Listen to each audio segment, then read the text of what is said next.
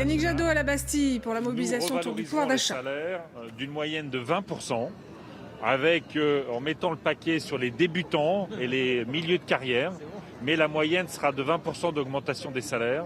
On prévoit aussi de nouveaux effectifs parce qu'il y a trop de classes où il y a trop d'élèves ou pas de remplacement. Donc il y aura des effectifs supplémentaires. Et plus généralement dans la fonction publique, on dégèlera le point d'indice qui est scandaleusement bloqué depuis des années et des années.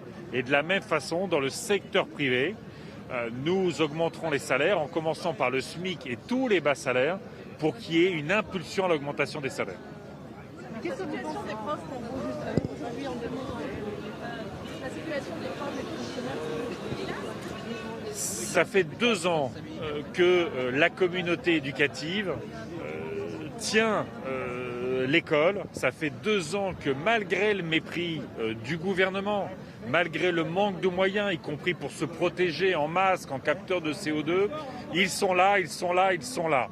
Eh bien, quand nous arriverons au pouvoir, nous redonnerons à la fois à l'institution, l'école, les moyens de fonctionner. Ça veut dire des salaires, ça veut dire des effectifs. Mais il faudra de toute façon repenser l'ensemble de l'école pour que nos enfants, au fond, puissent intégrer l'ensemble des éléments du XXIe siècle, la nature, les travaux manuels, le numérique, pour repenser notre école, qu'elle entre dans le XXIe siècle.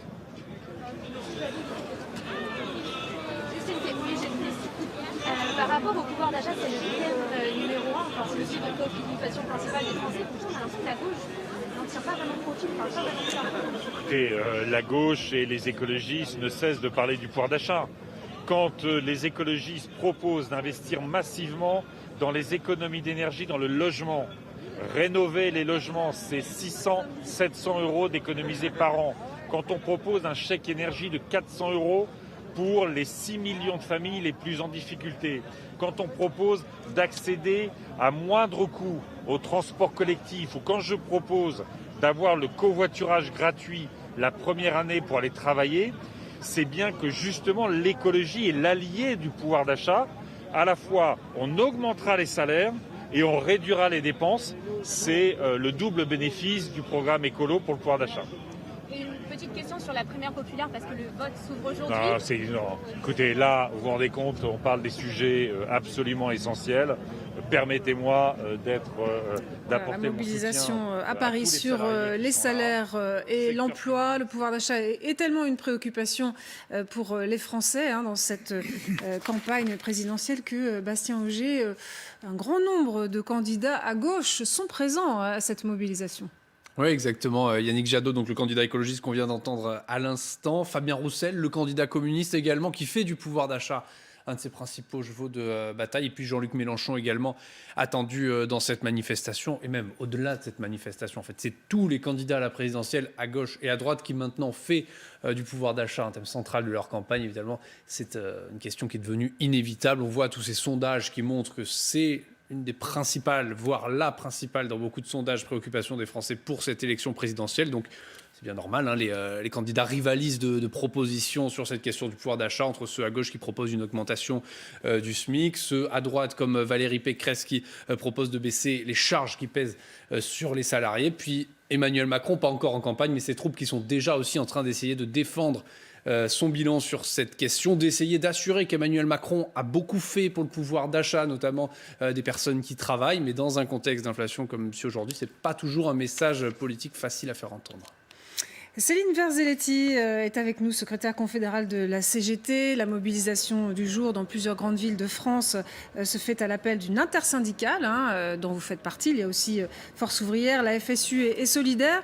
On imagine que vous comptez utiliser la fenêtre qui s'ouvre là, les 70 jours avant la présidentielle, pour faire entendre les revendications des salariés. Alors c'est clair que la revendication de l'augmentation des salaires, elle est particulièrement importante aujourd'hui. Alors ça fait un moment qu'on se bat, nous, pour augmenter nos salaires, que ce soit qu'on travaille dans le secteur privé ou dans le secteur public, qu'on travaille dans des grandes entreprises ou des petites entreprises. Tout le monde a besoin d'avoir leur rémunération revalorisée. Alors oui, il y a eu beaucoup de luttes dans les entreprises, sur les lieux de travail, dans les services, on l'a vu, à l'éducation nationale, à la santé, et ça va continuer. Alors oui, bien évidemment, les politiques, et notamment ceux qui sont au pouvoir aujourd'hui dans la place, ils ont des choses à faire et ils n'ont rien fait pour les rémunérations, rien fait pour les salaires. Le gouvernement a refusé d'augmenter le SMIC, a refusé d'augmenter le point d'indice pour les fonctionnaires. Donc ça, c'est de la responsabilité du gouvernement. Et aujourd'hui, il faut qu'il débloque ces salaires-là et les salaires de tout le monde. Et le patronat aussi doit accepter dans les négociations de vraies revalorisations, car aujourd'hui, on n'arrive plus à boucler les fins de mois. Même si on travaille, on n'a pas des salaires qui nous permettent de vivre dignement. Céline Verzelletti, la plupart des syndicats, et vous venez de le mentionner, disent que les négociations dans les branches sont assez difficiles pour l'augmentation des salaires, à part peut-être dans l'hôtellerie-restauration. Il y a une grosse pénurie de main-d'œuvre. Est-ce que vous confirmez ? Alors, dans la restauration, l'hôtellerie, il y a eu une augmentation de proposée par le patronat. La CGT n'a pas souhaité signer l'accord parce que ce n'est pas suffisant, puisque pour les plus bas salaires, ça veut simplement dire des dizaines d'euros de plus par mois et juste d'être payé juste au-dessus du SMIC, alors que pour la plupart, ils travaillent le dimanche, ils travaillent le soir, ils travaillent la nuit, ils ont très peu de congés et il y a une pénibilité du travail qui est importante. C'est ça qui n'est plus accepté aujourd'hui, c'est d'avoir des travaux particulièrement difficiles, pénibles, et d'être parfois payé en dessous du SMIC ou juste avec le SMIC. Aujourd'hui, je peux vous assurer que vous ne pouvez pas vivre dignement avec le SMIC, vous ne finissez pas les fins de mois. Pour certains, ils sont obligés d'accéder à l'aide alimentaire, d'aller auprès d'associations, ils ne peuvent pas se loger correctement. Il y a un vrai ras-le-bol. Et la majorité de la population, une de ses premières préoccupations, c'est bien la rémunération et de vivre dignement de son travail. Et je pense qu'il faut que le gouvernement l'entende et que tous les politiques l'entendent. Et ça doit être vraiment la première chose qui doit être dans le débat public. Aujourd'hui, c'est vraiment la question de la rémunération et de l'emploi qui est importante. Alors, on va revenir à l'emploi dans une seconde. Reste avec nous, Céline Verzelletti. La parole à notre expert économique, François-Xavier Pietri. C'est vrai que l'exécutif, l'AREM, le martèle, le pouvoir d'achat, disent-ils, a augmenté sous le quinquennat. Info ou intox ? Info, c'est vrai, et c'est pas moi qui le dis d'ailleurs, c'est un organisme de recherche indépendant, l'Institut des politiques publiques, qui a examiné de très près les mesures fiscales et sociales prises par Emmanuel Macron entre 2017 et 2022. Par rapport à 2017, presque tous les Français, je dis bien presque tous les Français, ont vu leur niveau de vie, ce qui reste donc en pouvoir d'achat, augmenter en moyenne de 397 € par an en moyenne. Vous voyez, c'est quand même pas mal. Alors ça, c'est vrai pour l'immense majorité des Français. Là où ça devient plus compliqué, ce sont pour les plus modestes, les 5% des ménages les plus modestes qui, eux, ont perdu du pouvoir d'achat, 0,5% sur la période. Prenez par exemple la suppression de la taxe d'habitation, mais évidemment, ça ne profite pas à ceux qui la payaient pas. La baisse des impôts, ça ne profite pas à ceux qui n'en payaient pas. En fait, ceux qui ont profité vraiment de la hausse du pouvoir d'achat, ce sont les salariés, la prime d'activité, les cotisations salariales, etc. Et ceux qui ont vraiment beaucoup profité, ce sont les plus riches, où là, la hausse est vraiment sensible grâce à la suppression de l'ISF, la transformation de l'ISF en IFI et les taxes sur l'épargne. Ce qui change aujourd'hui, vous l'avez dit, c'est l'inflation. Ce qui change aujourd'hui, c'est que le sentiment que, c'est pas seulement un sentiment, la hausse des prix des carburants, la hausse des prix de l'énergie, je rappelle le gaz l'an dernier, 50% quand même de hausse pratiquement. Tout ça fait que ce sont des dépenses contraintes pour les ménages qui sont les plus modestes. Ces dépenses contraintes, elles sont en très forte augmentation et c'est ça qui nourrit ce sentiment de pouvoir d'achat qui est aujourd'hui érodé. Évidemment, la question de l'augmentation des salaires, elle va être essentielle cette année. Aujourd'hui, on est sur une base d'à peu près 2,5%. 2,5% de hausse quand vous comparez à 2,8% d'inflation. On n'y est pas tout à fait. Céline Verzelletti, cette mobilisation, elle est à la fois sur les salaires. On a bien compris les revendications, notamment pour les premières et les deuxièmes lignes, comme on les appelle. Sur l'emploi, on voit quand même que les chiffres, et notamment hier, avec la baisse d'1,5 million de demandeurs d'emploi l'année dernière, on voit que c'est plutôt l'embellie. Pourquoi est-ce que vous manifestez sur ce thème ? Parce qu'aujourd'hui, il y a quand même des millions de personnes qui sont privées d'emploi ou qui ont des emplois précaires. Il y a encore des fermetures d'entreprises qui se multiplient aussi. On connaît l'entreprise Lassam en Aveyron où c'est Renault qui ferme de grandes entreprises. L'industrie est vraiment attaquée. On assiste à une véritable casse industrielle. Il n'y a pas de vraie politique pour réindustrialiser le pays. Emmanuel Macron l'avait dit, lors de la pandémie, on s'est rendu compte quand même qu'il fallait une indépendance, qu'il fallait produire, dans notre pays. Et ces relocalisations n'ont pas eu lieu, voire, comme je le disais, il y a encore de très grandes entreprises qui ferment. Et je pense que même si on peut voir qu'il y a eu la création d'emplois, mais il y a beaucoup de pertes d'emplois. Sébastien Ogier, sur l'aspect politique des choses, finalement, Emmanuel Macron comptait un peu sur son bilan économique pour une éventuelle réélection, même s'il n'est pas encore candidat, encore une fois. C'est pas du tout garanti que ce bilan économique plutôt favorable, en tout cas en ce qui concerne le chômage, soit porté à son crédit. Lui, il compte encore là-dessus, en tout cas, puisque ce qu'on nous dit dans les troupes macronistes, notamment face à ces manifestations, face à ces critiques qui viennent de l'opposition, c'est finalement qu'il y a ce bilan que monsieur le député venait de détailler. Mais en fait, de toute façon, un débat présidentiel sur une question aussi importante que le pouvoir d'achat ne peut pas être un débat qui porte simplement sur des plus et des moins et sur un bilan comptable, parce que là, en fait, on parle de choix politiques. Et ce qui est intéressant dans ce que nous disait François-Xavier tout à l'heure, c'est qu'en effet, il y a une grande majorité de Français qui ont plutôt profité en termes de pouvoir d'achat des mesures d'Emmanuel Macron. Mais de toute façon, ça n'arrête pas le débat parce qu'on voit bien là que, et c'est une campagne présidentielle, c'est normal, il y a une surenchère de contre-propositions pour aller toujours plus loin là-dedans. Et surtout, il y a aussi la question de qui profite, qui ne profite pas de ces mesures. On voit que la partie la plus modeste, vraiment les 1% les plus modestes des Français n'ont pas profité de toutes ces mesures. Mais ça, c'est quelque chose qui finalement est plutôt assumé par Emmanuel Macron et par ses équipes parce qu'il y a un choix politique qui a été fait.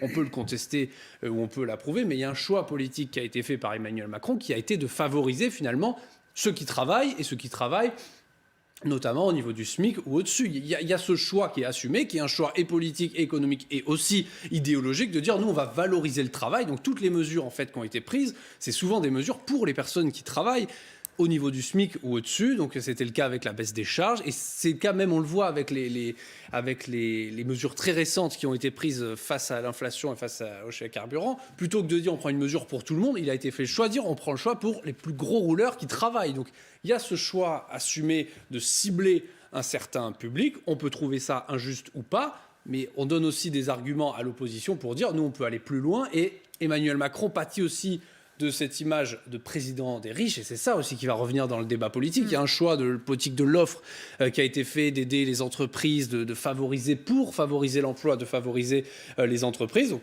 c'est l'argument qui va être revendiqué par Emmanuel Macron, c'est aussi ce qui sera l'objet des critiques de ses oppositions.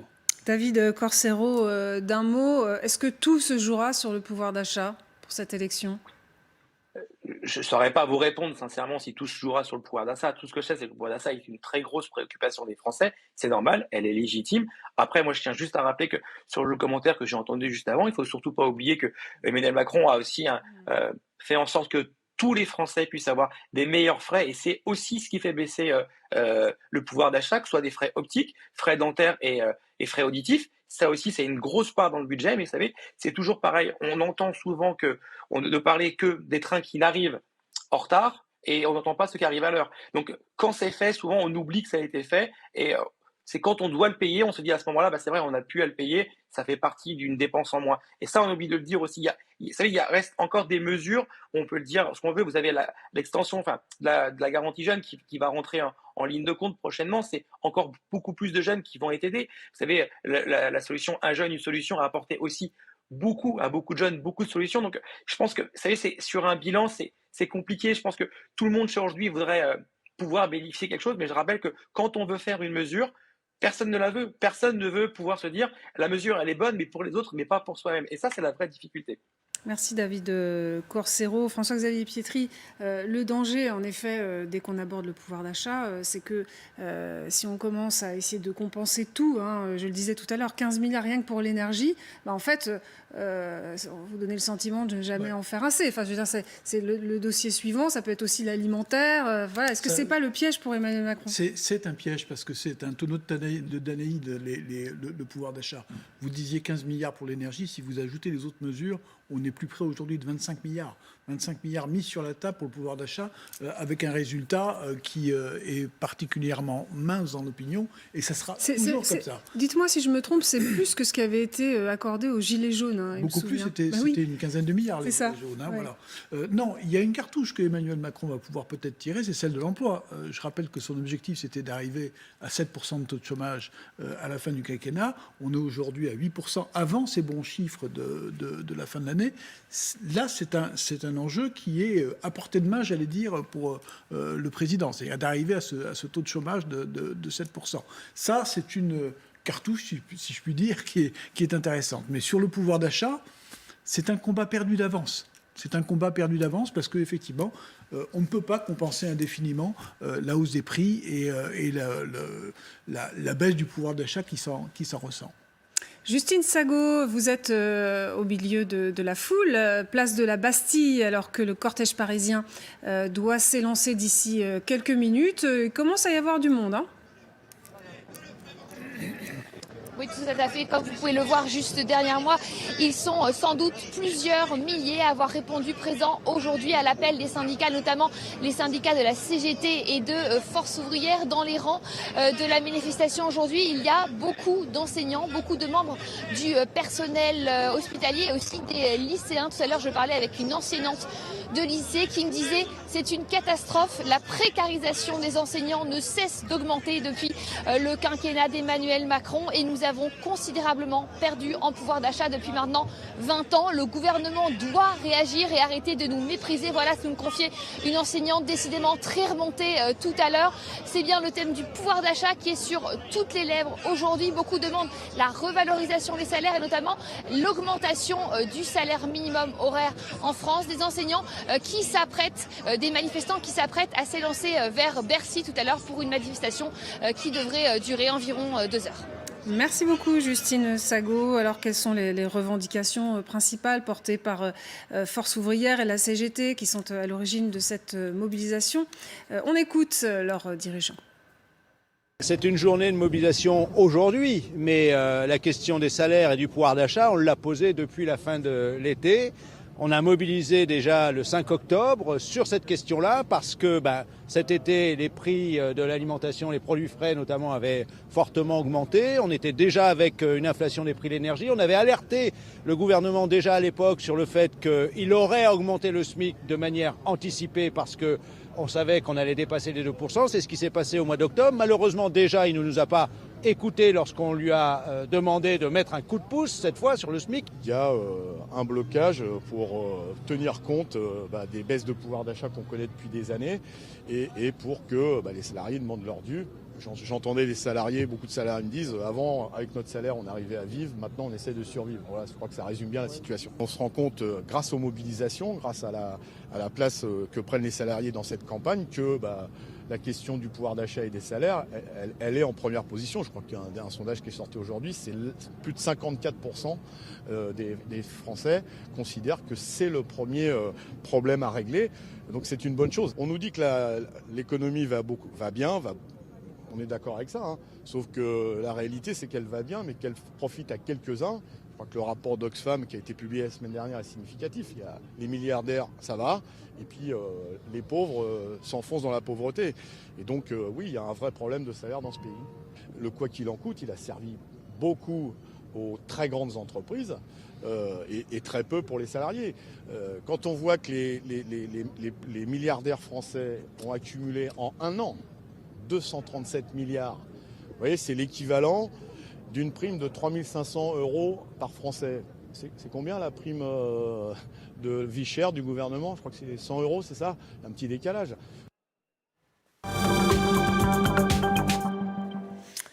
Le face-à-face du jeudi, c'est avec Guillaume Roquette du Figaro Magazine et David Doucan du Parisien Aujourd'hui en France. Bonjour à tous les deux. Alors le grand sujet du jour, c'est cette mobilisation autour du pouvoir d'achat avec 170 cortèges dans la rue, la manifestation parisienne qui s'élance d'ici quelques minutes.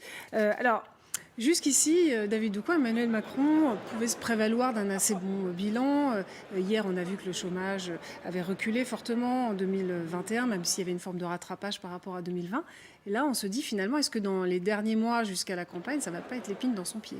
Le pouvoir d'achat, on le sait, sera au cœur des discussions parce qu'il est au cœur des préoccupations des Français. D'ailleurs, l'ensemble des enquêtes d'opinion répètent inlassablement la même chose et place le pouvoir d'achat en préoccupation numéro 1 de nos concitoyens. Là où Emmanuel Macron a peut-être commis une erreur tactique et politique, c'est lorsqu'il a, face à cette inflation, et notamment celle des prix de l'énergie, il a eu pour réaction quasi réflexe, une forme de continuation du quoi qu'il en coûte, avec cette prime, 100 €, mais 100 €, c'est presque 4 milliards d'argent public. Et c'est, à mon sens, une erreur d'analyse, une erreur tactique, une erreur politique, parce que lorsqu'on est confronté à de l'inflation dans une économie moderne comme celle de la France, pourquoi se tourner vers l'État ? Quand il y a de l'inflation, on se tourne vers les entreprises. C'est au fond un sujet de discussion entre les salariés et leurs employeurs, entre les représentants des salariés et les représentants du patronat.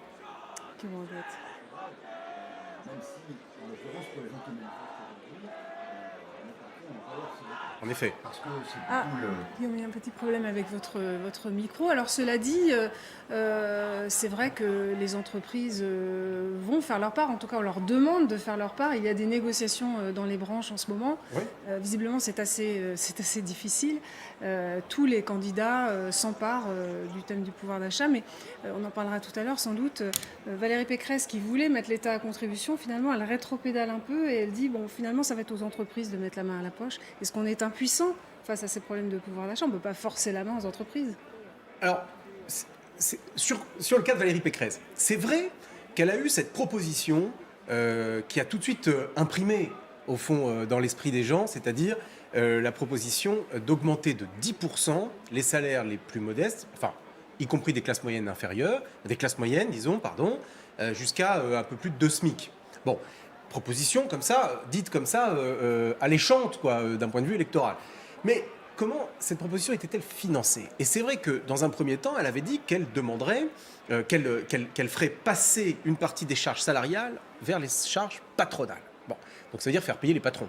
Alors, au fond, imposer davantage les patrons, qui viennent justement avec le quinquennat Macron de bénéficier d'une baisse fiscale avec l'impôt sur les sociétés. Donc les patrons se sont un petit peu émus, voyez, et l'ont exprimé. Directement. Vous le dites gentiment, son équipe s'est carrément fait recadrer. Alors ils se sont fâchés, le patronat s'est fâché, et c'est vrai que l'équipe de Valérie Pécresse, a dans son équipe des gens avec un vrai savoir-faire technique, qui connaissent les finances publiques et l'économie. Ils se sont mis à bosser un peu mieux cette mesure, et on s'oriente désormais vers un financement à la fois, dans un premier temps, avec donc une baisse de charges financée par l'État, dit-elle, bon, donc avec des économies par ailleurs, sans doute à trouver, c'est là où en général le bas blesse, et ensuite la mise en place d'une sorte de commission paritaire pour veiller à ce que les entreprises augmentent les salaires. Mais enfin, on est sur le volontariat. Vous avez vu Guillaume Roquette, ce rétropédalage en règle de la part de Valérie Pécresse. C'est un peu dommage, c'était sa proposition phare en termes de pouvoir d'achat. Oui, mais ça ne m'a pas vraiment surpris parce que c'est très difficile de dire aux entreprises, ben voilà, vous allez augmenter les salaires. La France n'est pas un pays communiste. Je ne pense pas que Valérie Pécresse souhaite qu'il en soit ainsi. Et donc, les rémunérations, elles sont le résultat de discussions à l'intérieur des entreprises et des branches. La difficulté, c'est de faire croire aux Français, comme vient de le faire Philippe Martinez, le patron de la CGT, sur votre antenne il y a quelques instants, qu'il n'y a qu'à prendre l'argent des milliardaires pour le donner aux salariés. Il y a des entreprises qui vont bien et d'autres qui vont moins bien. Celles qui vont bien, c'est celles qui font, pour aller vite, régulièrement des progrès de productivité. Et donc, ensuite, il peut y avoir partage. Vous avez toute une série de secteurs. Je pense à la logistique, je pense à des activités qui sont peu digitalisées, le soin aux personnes, l'entretien, la sécurité, la distribution, où là, il y a une pression sur les coûts qui est forte. Et ces entreprises-là, honnêtement, elles ne peuvent pas, comme ça, sous prétexte que le gouvernement le déciderait, donner des augmentations de salaire. C'est le jeu d'ailleurs. Regardez ce qui se passe en ce moment dans la restauration. On le sait, c'est une profession qui a du mal à recruter, qui a du mal à faire revenir ses salariés. Eh bien, il y a eu des augmentations sensibles qui ont été décidées, parfois supérieures à 10%. Pourquoi ? Parce que le secteur se dit, OK, je peux le faire, et 2, ça fait partie de mon attractivité. Il y a des secteurs dans lesquels, objectivement, c'est pas possible. Donc on ne peut pas dire, allez, on augmente tout le monde de la même façon. C'est aux entreprises de mettre la main à la poche. C'est exactement ce que dit Laurent Berger de la CFDT. Écoutez. Le patronat, il faut qu'il comprenne que maintenant, il faut rendre un peu. Pendant cette période, et d'ailleurs, ils nous font parfois des leçons sur les dépenses publiques, mais heureusement qu'il y a eu la puissance publique pour financer l'économie pendant cette période. Donc, il faut maintenant rendre un peu. Et rendre un peu, ça veut dire que là où il y a des marges, là où il y a des salaires qui sont indécents, qui sont trop bas, qui sont en dessous du SMIC dans les branches professionnelles, ils se le doivent de négocier. Bon, en tout cas, tout le monde monte au créneau, on le voit bien, ça va être un incontournable dans les semaines qui viennent, la thématique du pouvoir d'achat. Bien sûr, et c'est assez normal dans la mesure où le gouvernement lui-même s'est mis en mode arrosage automatique. Je veux dire, c'est toutes les semaines, il y a l'annonce d'un nouveau chèque, d'une nouvelle aide, d'un nouveau crédit. Et donc, à la fois les salariés et les agents de la fonction publique se disent, mais après tout, pourquoi pas nous ? Puisque apparemment, l'argent tombe du ciel. Et de ce fait, il y a cet état d'esprit qui est en train de s'installer.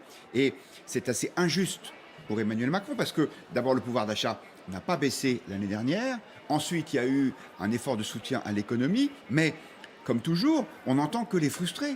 On n'entend que ceux qui n'ont pas eu ce qu'ils voulaient. Et du coup, on donne le sentiment que la France est dans un état de bouillonnement social digne de mai 68, alors même que, objectivement, la situation ne le justifie pas. Oui, il va y avoir un débat entre les différents candidats sur la question du pouvoir d'achat. Et au fond, la compétition se jouera sur celui ou celle qui aura la proposition la plus convaincante. Convaincante signifie pas démagogue. Le réflexe qui consiste à répondre aux questions de pouvoir d'achat par des aides ou des primes, c'est un peu finalement la solution de facilité. Il y a par exemple un sujet dont les candidats aujourd'hui déclarés ne parlent pas, qui est celui du logement. Aujourd'hui, quel est qu'est-ce qui coûte le plus à nos concitoyens? La dépense contrainte. La dépense contrainte la plus dure pour nos concitoyens, c'est le logement. C'est à peu près un tiers pour chacun d'entre nous de dépenses contraintes, c'est pour se loger. Personne ne parle de logement. Il n'y a aucune proposition. Moi, je n'ai pas entendu une proposition innovante, intéressante, qui puisse générer du débat sur ce sujet-là. Comment se fait-il que les candidats ne s'en emparent pas? Alors, c'est aussi la conséquence d'une campagne un peu gelée.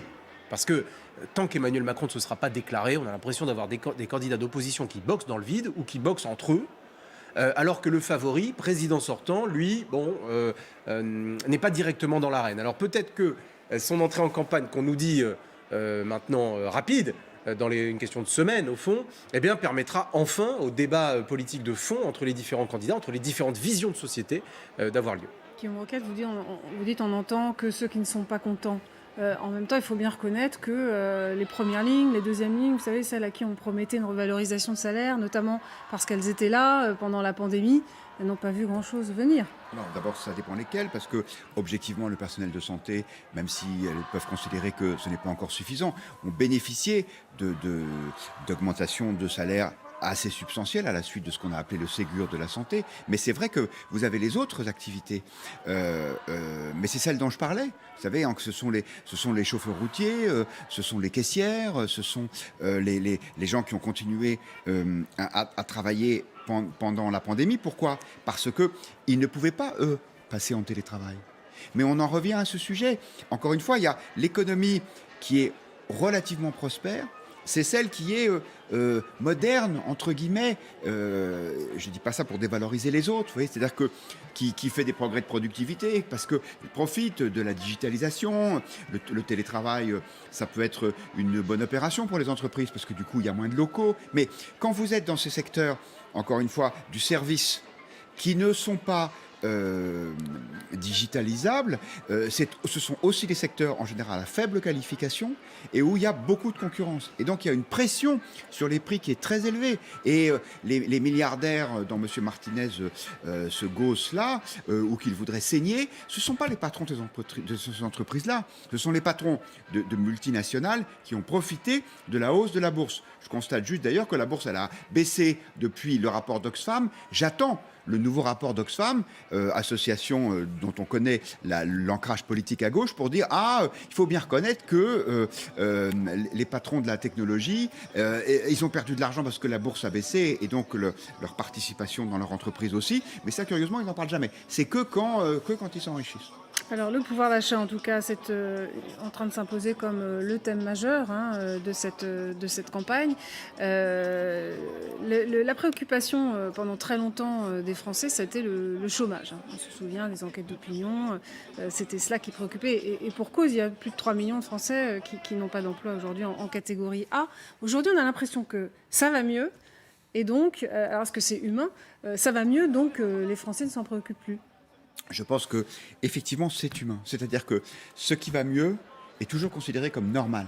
Et je crois que je le disais sur ce plateau la semaine dernière, c'est toujours dans les sorties de crise que les revendications arrivent fortement. Parce que quand les gens sont inquiets pour leur emploi, inquiets pour l'avenir de leur entreprise, eh bien, ils n'ont pas ce type de revendications. Là, pourquoi est-ce que le chômage est bas? Parce que globalement, l'économie repart. Et donc les salariés se disent, si l'économie repart, je veux ma part. Et il y a une forme d'ingratitude collective, mais ça, c'est comme ça sous tout le régime. Si ça peut consoler Emmanuel Macron, les Français ne sont jamais reconnaissants à leurs responsables politiques de ce qu'ils ont pu faire de bien pour eux.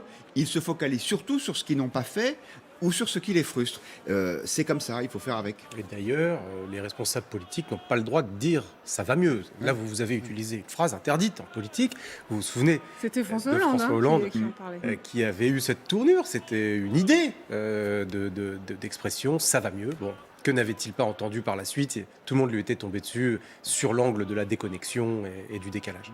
Il y a une part de responsabilité des politiques sur cet état d'esprit, c'est d'être en permanence les instruments ou en quelque sorte les complices de la victimisation. C'est-à-dire que comme ils sont toujours auprès de ceux qui ne vont pas bien pour montrer qu'ils sont dans l'empathie, qu'ils ont un cœur, qu'ils sont généreux, qu'ils sont humains, eh bien les gens disent après tout on s'occupe des autres et pourquoi pas de moi. Et vous savez, c'est une philosophe qui s'appelle Chantal Delsol qui dit « La figure de la victime a remplacé celle du héros ». Eh bien, dans notre psychologie collective, effectivement, on n'a plus envie d'être des héros, on a plutôt tendance à se voir tous comme des victimes. Et une victime, eh bien, ça se plaint. Et alors, ce qui est intéressant, vous disiez tout à l'heure, on n'entend que les mécontents, l'image c'est que ça va mal en France, malgré le quoi qu'il en coûte. Ce qui est intéressant, c'est le contraste avec comment on est vu de l'extérieur. Vous avez vu le New York Times, Paul Krugman, qui disent que la France est un des pays qui a le mieux géré, qui s'en sort mieux aujourd'hui. On a des bons chiffres économiques. On a l'impression que ce décalage est persistant. Est-ce que c'est parce que les Français sont d'indécrottables pessimistes, quoi qu'on fasse? Non, mais moi je ne crois pas que au fond, une majorité de nos concitoyens soient déprimés ou dans une forme de déclinisme. Il y a, c'est vrai, un réflexe qui consiste à se tourner vers l'État. Ça, c'est vrai. Ça, c'est sans doute un aspect culturel français qui peut générer parfois des blocages. Mais sur le déclinisme, sur le pessimisme ambiant, moi, je ne pense pas du tout que ce soit absolument une loi intangible. Au contraire, nous avons beaucoup de raisons d'être fiers de notre pays. Il y a plein de choses qui fonctionnent bien. Et je crois que la plupart de nos concitoyens en ont conscience. Et donc, cette perception des éditorialistes étrangers, elle ne leur appartient pas qu'à eux et qu'au fond, elle est aussi partagée au sein de la population française. En plus, vous faites votre travail de chaîne d'info en montrant ces manifestations. Mais attention à l'effet de loupe. La France, c'est pas uniquement des gens qui manifestent pour se plaindre de leur situation. Je voudrais surtout pas être désagréable avec qui que ce soit, mais les gens qui sont là, ce sont des professionnels de la manif. Je veux dire, ce sont toujours les mêmes drapeaux, toujours les mêmes revendications. Et en revanche, quand ils obtiennent satisfaction, quand il y a des revalorisations, là, on les voit jamais manifester pour dire merci. Ça n'existe pas. C'est un état d'esprit. C'est presque un acte réflexe. Il y a un peu un panurgisme en particulier dans les syndicats syndicats de la fonction publique, de la manif. En plus, ils se disent, oh, après tout, à 3 mois d'une élection présidentielle, Exactement. avec un peu de chance, on peut avoir nous aussi notre chèque, alors pourquoi ne pas essayer? Et justement, c'est un contexte favorable pour émettre des revendications. Est-ce qu'on ne va pas commencer à voir toutes les semaines des manifestations? Il y en avait déjà une la semaine dernière. Voilà. Est-ce que c'est pas la fenêtre de tir pour des revendications salariales? Est-ce que le climat social peut se tendre à 70 jours de l'élection? En ce qui concerne l'éducation nationale, de toute façon, il y a des négociations d'augmentation